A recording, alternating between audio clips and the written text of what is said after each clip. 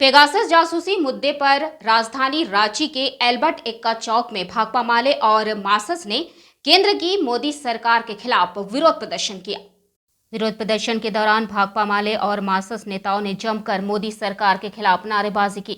मौके पर मौजूद भाकपा माले के राज्य सचिव जनार्दन प्रसाद ने पेगासस जासूसी मुद्दे पर केंद्र की मोदी सरकार पर गंभीर आरोप लगाते हुए कहा कि लगातार केंद्र सरकार संविधान पर हमले कर रही है।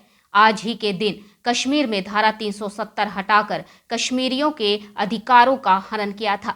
केंद्र सरकार जब तक पेगासस जासूसी कांड की न्यायिक जांच नहीं कराती है, तब तक देश भर में विरोध प्रदर्शन जारी रहेगा। साथ ही उन्होंने केंद्र सरकार के इस मुद्दे पर संसद नहीं चलने देने का भी आरोप लगाया है।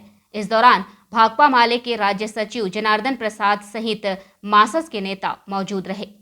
तो जो सरकार गद्दी में बैठी हुई है उनकी है, विपक्ष की पार्टियों के सामने तो कोई दूसरा विकल्प भी नहीं है। वो तो मांग कर रहे हैं कि पेगासस जिसमें 300 लोगों की जासूसी की गई है, जिसमें सांसदों मंत्रियों तक की जासूसी की गई है, जजों तक की जासूसी की गई है, उस पर अगर संसद बहस कराने के लिए तैयार नहीं है, बातचीत कराने के लिए तैयार नहीं है, इतना गंभीर मामला है, तो ये तो संसद के सामने भी एक जबरदस्त संकट है।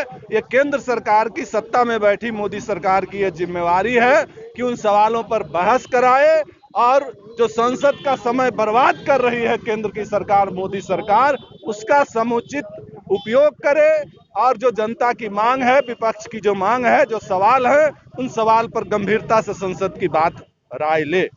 हम सभी लोगों ने ये मांग की है कि इसकी न्यायिक जांच कराई जाए और इसके साथ ही साथ आज जिस तरह से संविधान पर हमले हैं, 2 साल पहले आज ही के दिन 370 धारा को सामने ला करके कश्मीरी जनता के साथ जो एकता थी उसको तार तार किया गया था।